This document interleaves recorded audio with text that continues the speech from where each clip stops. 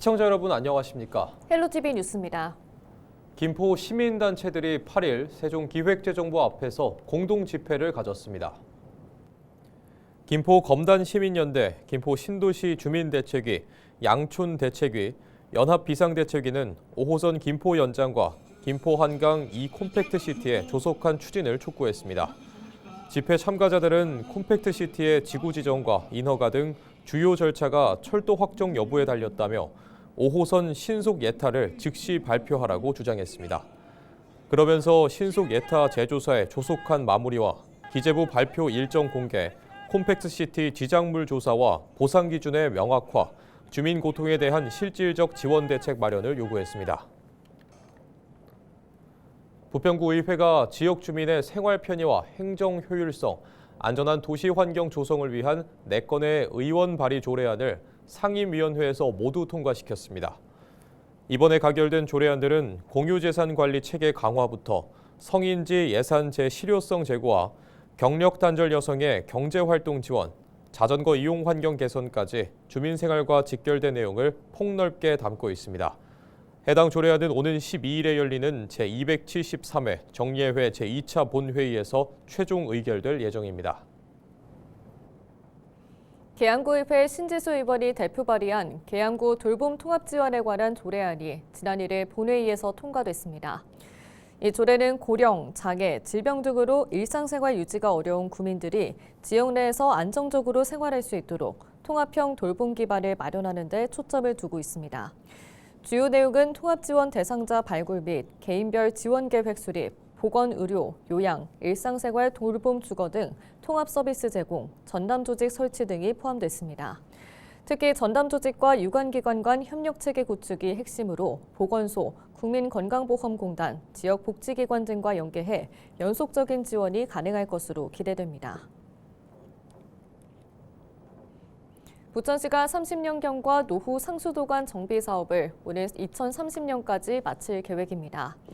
이에 따라 부천시는 내년부터 5년 동안을 상수도 노후관 전면 정비 기간으로 정하고 800억 원을 투입해 남아 있는 노후 상수도관 140km를 교체할 방침입니다. 부천시는 올해까지 노후 상수도관 정비를 추진한 결과 누수가 잦았던 취약 구간 90km의 정비를 마치며 당초 목표였던 80km를 초과 달성했습니다. 부천시가 올해 대한민국 정보혁신 박람회에 참여해 인공지능 기반 복지행정 모델인 온마음 AI 복지콜 성과를 공개하고 전국 지자체 확산 가능성을 알렸습니다.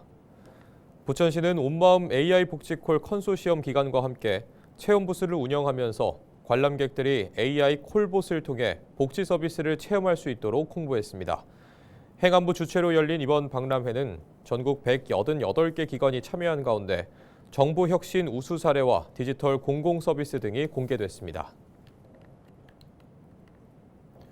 김포시는 오는 16일부터 24일까지 내년 상반기 공공근로사업 및 지역 일자리 공동체 사업 참여자를 모집합니다. 모집 인원은 총 41명으로 공공근로사업 20명, 지역 공동체 일자리 사업 21명입니다. 신청 대상은 김포시에 거주하는 만 18세 이상, 만 65세 미만의 시민이며 가구 소득이 기준 중위소득 70% 이하면서 재산이 4억 원 이하의 구성원입니다. 근무 기간은 내년 2월부터 6월까지로 기록물 정리와 전산화 지원, 읍면동 환경 정화 사업 등에 참여하게 됩니다. 참여를 희망하는 시민은 접수 기간 안에 신분증을 가지고 행정복지센터에 신청하면 됩니다. 지난 주말 부평 지하상가에서 패션쇼가 열렸습니다. 부평 상권 르네상스 사업의 일환으로 진행된 이번 패션쇼는 지난 2023년부터 매년 개최되고 있는데요. 이번 패션쇼에서는 전문 모델들이 현재 부평 지하상가에서 판매 중인 의류와 액세서리를 착용하고 런웨이를 진행했습니다. 특히 젊은 층의 취향을 반영한 다양한 옷차림과 제품이 소개되면서 현장을 찾은 방문객들의 큰 관심을 모았는데요. 패션쇼와 함께 퍼스널 컬러 진단 등 뷰티 패션 체험 부스도 운영돼 큰 호응을 얻었습니다. 이 외에도 이날 퓨전 국악과 클래식 듀엣 연주 등 패션쇼 분위기에 어울리는 축하 공연이 더해지기도 했습니다. 유정복 인천시장이 최근 자신의 SNS를 통해 현 정치 상황을 조지 오웰의 소설 동물농장과 1984에 빗대어 비판했는데요. 국민의힘 인천시당도 논평을 내놓고 힘을 보태고 있습니다. 이런 가운데 민주당이 즉각 반발하고 나섰는데요. 자세한 내용 송유찬 기자가 취재했습니다. 지난 7일 유종복 인천시장의 개인 사회관계망 서비스에 올라온 내용입니다.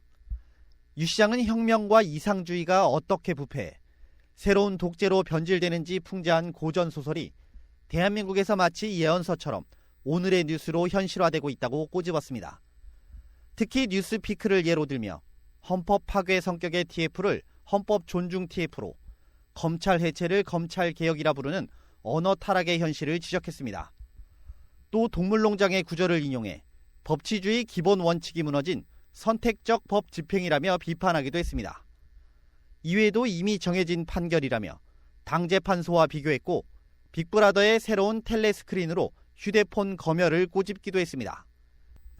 마지막으로 유 시장은 이중사고를 언급하며 반미 반일 선동은 표현의 자유라고 하고 반중 시위는 혐오 범죄라 낙인 찍는 모순을 강요하고 있다고 지적했습니다.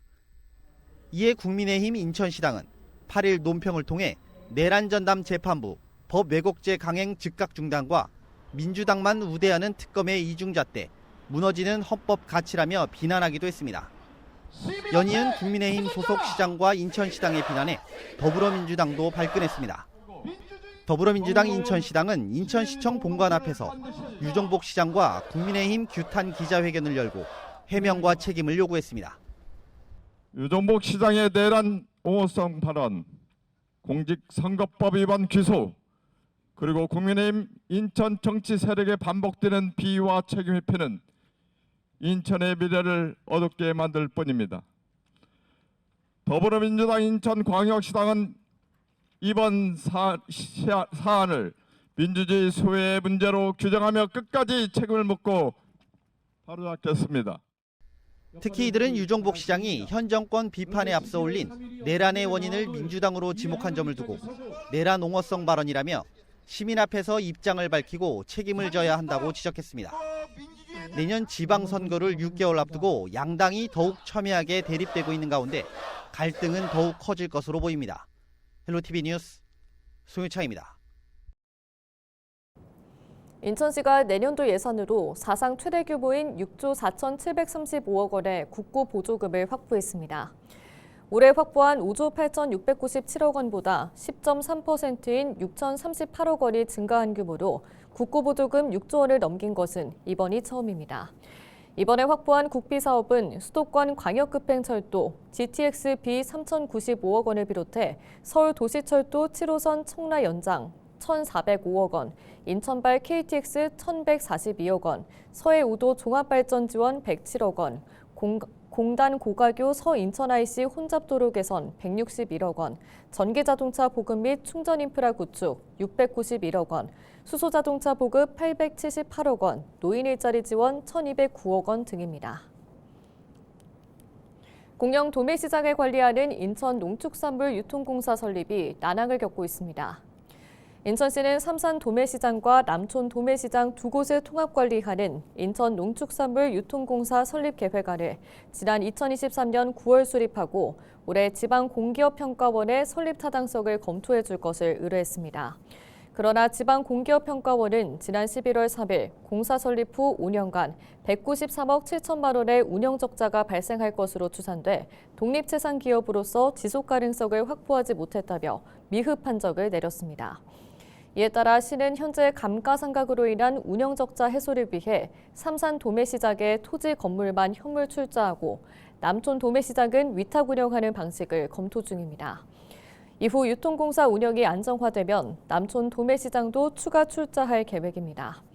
시는 내년 2월까지 행정안전부 설립심의위원회를 통해 협의를 거친 후 인천시 설립심의위원회를 통해 최종 설립 여부를 결정할 계획입니다. 인천시가 인천 도시철도 2호선의 혼잡도를 줄이기 위해 증차 사업을 추진합니다. 인천 도시철도 2호선은 지난 2016년 개통 이후 2년 만에 누적 수송 인원 1억 명을 돌파하며 이용 수요가 급증했습니다. 특히 출근 시간대 혼잡도는 140% 안팎을 기록하며 과밀 문제가 지속적으로 제기돼 왔습니다. 이에 시는 현재 차량 2량 편성으로 운영되고 있는 2호선을 4량으로 증차하기 위해 신규 전동차 5대를 도입할 예정입니다. 지난 9월에는 행정안전부의 타당성 조사도 요청해 놓은 상태입니다. 타당성 조사에서 사업 필요성과 재정 타당성이 확보되면 내년 하반기 지방재정 투자 심사에 돌입해 예산 확보 절차를 밟을 예정입니다.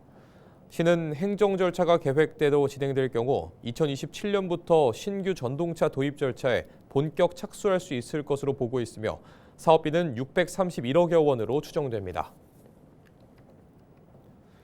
인천시는 민선 8기 제3대 정무부시장에 신재경 국민의힘 인천 남동을 당협위원장을 내정했다고 밝혔습니다. 충남 부여 출생인 신 내정자는 인하대 사범대학 부속고등학교와 숭실대를 졸업했고 국회의원 보좌관, 윤석열 대통령 비서실 총무비서관실 선임행정관 등을 역임했으며 현재 인천도시공사 비상임이사를 맡고 있습니다. 이번 내정에 따라 시는 신원조사 등 소정의 채용 절차를 거쳐 임용할 계획입니다. 임용 후 신 내정자는 소관부서 업무는 물론 인천경제자유구역청과 공사, 공단 등과의 정무적 차원의 협력과 조정 업무를 맡게 됩니다. 지난달 전국 아파트 매매 상승 거래 비중이 전국에서 서울만 강세를 보인 것으로 나타났습니다. 부동산 플랫폼 직박이 국토교통부 실거래가 자료를 분석한 결과 지난달 전국 아파트 매매 가운데 상승 거래 비율은 45.3%로 전월보다 1.3%포인트 축소됐습니다. 수도권에서는 서울이 54.1%로 전달에 비해 1.9%포인트 상승하고 인천은 보합세를, 경기도는 소폭 축소된 것으로 나타났습니다. 자치구별로는 영등포와 마포 동작구를 중심으로 상승 거래가 이어졌고 서초와 강남 송파 등 이른바 강남 3구의 상승 거래 비중은 전달에 비해 3.4%포인트 축소됐습니다. 전국 광역단체 중 처음으로 환자 본인에게 간병비를 지원하는 경기도 간병 SOS 프로젝트 수혜자가 1,000명을 넘어섰습니다. 경기도는 65세 이상 취약계층에게 1인당 연간 최대 120만 원을 지원하는 간병 SOS 프로젝트 수혜자가 지난 3일 기준 1,079명으로 집결했다고 밝혔습니다.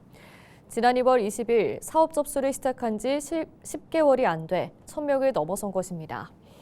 간병 SOS 프로젝트는 경기도에 거주하는 저소득층 중 상해나 질병 등으로 병원급 의료기관 이상에 입원해 간병 서비스를 받은 65세 이상 노인이 지원 대상입니다. 한편 간병 SOS 프로젝트는 동두천과 연천, 화성, 남양주 등 15개 시군에 거주하는 도민만 혜택을 받을 수 있습니다.